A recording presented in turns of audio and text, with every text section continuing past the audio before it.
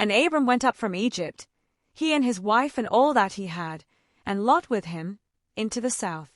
Abram was very rich in cattle, in silver, and in gold. He journeyed from place to place, first from the south, then back toward Bethel, to the place where his tent had been at the beginning, between Bethel and Hai. There he returned to the altar he had built earlier, and once again Abram called on the name of the Lord. But Lot, who went with Abram, also had flocks, herds, and tents. The land could not sustain them both while they lived close together, for their possessions were so great that they could no longer dwell side by side. Strife broke out between the herdsmen of Abram's livestock and those of Lot's. At that time, the Canaanite and the Perizzite also dwelled in the land. So Abram said to Lot, "Let there be no strife, I beg you, between you and me, or between your herdsmen and mine, for we are brothers. Is not the whole land before you? Separate yourself, I beg you. If you go to the left, then I will go to the right, or if you go to the right, then I will go to the left." Lot lifted up his eyes and saw all the plain of Jordan, that it was well watered everywhere, like the garden of the Lord, like the land of Egypt, as you come to Zoar. This was before the Lord destroyed Sodom and Gomorrah. So Lot chose for himself all the plain of Jordan, and he journeyed east. They separated one from the other. Abram dwelled in the land of Canaan, and Lot settled among the cities of the plain and pitched his tents toward Sodom.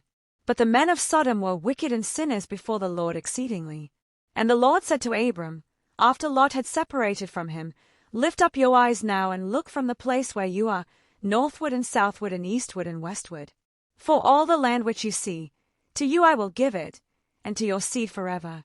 I will make your seed as the dust of the earth, so that if a man could count the dust, then your seed could also be numbered. Arise, walk through the land in the length of it and in the breadth of it, for I will give it to you." Then Abram moved his tent and came to dwell in the plain of Mamre, which is in Hebron. And there he built an altar unto the Lord. Here is Genesis chapter 14, KJV, rewritten in rich prose format for illustrated Bible storytelling, filled with kings, war, betrayal, and the mysterious appearance of Melchizedek, priest of the Most High God. And it came to pass in the days of Amraphel king of Shinar, Arioch king of Elisah, Kedorlaomer king of Elam, and Tidal king of nations. These kings made war with Bera king of Sodom, and with Bishah king of Gomorrah, Shinab king of Admah, Shemaba king of Zeboim, and the king of Bela, which is Zoar. All these kings joined forces in the valley of Siddim, which is now the Salt Sea. For 12 years they had served Kedorlaomer, but in the 13th year they rebelled. In the 14th year, Kedorlaomer and the kings allied with him came and smote the Rephaims in Ashtaroth-Karnaim, the Zuzims in Ham, the Emims in Shaveh-Kiriathaim, and the Horites in their mountain stronghold at Seir, as far as El-Paran by the wilderness. Then they turned back and came to En-Mishpat, which is Kadesh, and attacked the Amalekites and Amorites dwelling in Hazazon-Tamar. Then the kings of Sodom and Gomorrah, Admah, Zeboim, and Zoar came out to fight in the valley of Siddim, 5 kings against 4. Now the valley of Siddim was full of tar pits, and as the kings of Sodom and Gomorrah fled, some fell there, and the rest escaped to the mountains. The 4 kings took all the goods of Sodom and Gomorrah, and all their food, and they left.